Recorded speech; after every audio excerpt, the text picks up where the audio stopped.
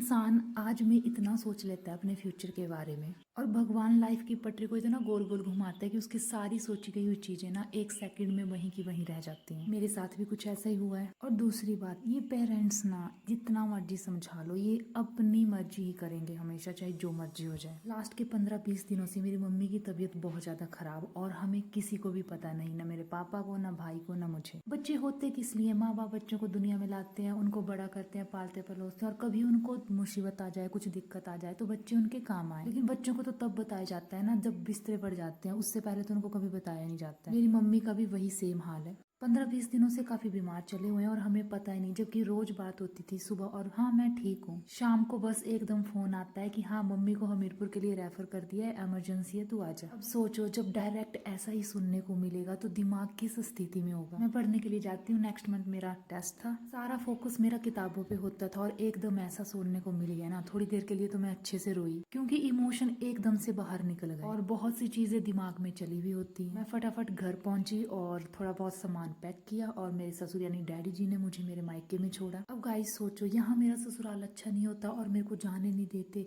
तो मैं तो क्या करती। अच्छे इन लॉज होना भी लाइफ में बहुत जरूरी है। मेरी तो रात भी बड़ी मुश्किल से निकलती। अपने मायके पहुंची, वहां पे अपनी मम्मी का थोड़ा बहुत सामान सारा बैग में डाला और सीधे हमीरपुर, वो भी रात को ही, क्योंकि डॉक्टर ने कहा था कि इनको अभी ले जाओ।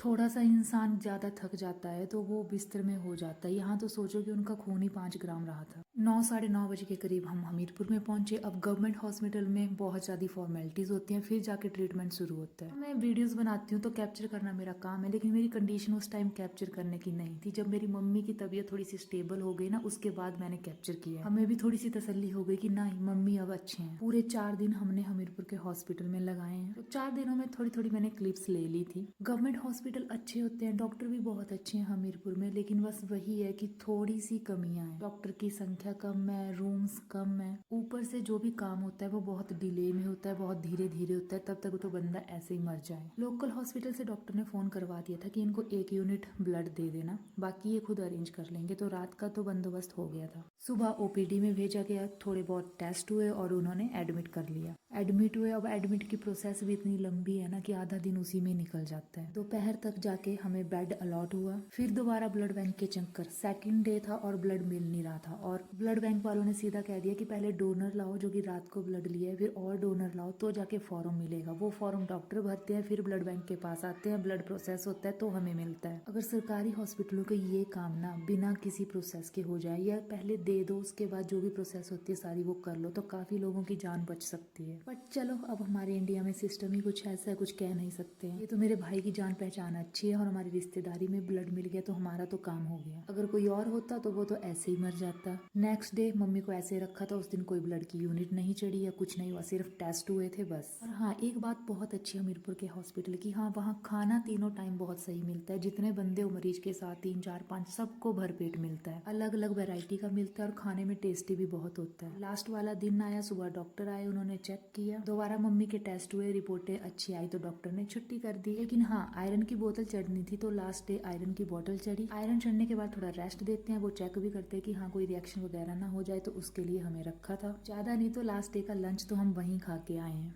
हॉस्पिटल में सबसे बड़ी दिक्कत तो ये होती है कि आप बहुत ही परेशान रहते हो, नींद पूरी नहीं होती है, अजीब सी थकान होती है। शाम को 4 साढ़े 4 बजे के करीब हम हॉस्पिटल से निकल गए थे, हमें छुट्टी हो गई थी। मम्मी उतने अच्छे तो नहीं थे, लेकिन हाँ ये था कि उनका खून 8-9 ग्राम हो गया था। अभी तो मम्मी को लंबी रेस्ट कहा है डॉक्टर ने, तब जाके मम्मी अच्छे से अच्छे होंगे। मेरा भाई घर से गाड़ी लेके आ गया था, तो बस हमने अपना सारा सामान गाड़ी में रखा और चल दिए घर की ओर। अभी आधे रास्ते पहुंचे थे, सारा का सारा मौसम चेंज हो गया था, बहुत काले बादल आ गए थे, जोरों शोरों पे बारिश लगने वाली थी। बस्ती पहुंचते पहुंचते बारिश भी लग गई थी। मम्मी के लिए सारा खाने पीने का सामान लिया और घर पहुंचे। थोड़ी देर रेस्ट की और मैं तो सबसे पहले नहा गई, क्योंकि मेरे को तो 4 दिन हो गए थे नहाए हुए। बाकी लोग तो सारे वहीं हॉस्पिटल में नहा जाते थे, लेकिन मेरे बस की वो काम नहीं। मेरे को बड़ा अजीब सा लगता है कि मैं तो घर जाके नहाऊंगी, चाहे लग जाए 1 हफ्ता। फिर जाके फाइनली कहीं हम घर पहुंचे। अगर मेरी वीडियो कुछ ऐसे लोगों के पास पहुंच रही है जो कि मेरे मम्मी पापा के एज के है ना, तो प्लीज आपसे हाथ जोड़ के निवेदन है कि अपने बच्चों को बताया करो अगर आपको कोई दिक्कत हो। हम लोग इसीलिए आपकी जिंदगी में कि हमें जरूरत हो आप आए, आपको जरूरत हो तो हम आए। ऐसा नहीं हो कि हाँ आप मर जाओ तो लोग हमें कहें कि हाँ आ जाओ, मर गए आपके माँ बाप।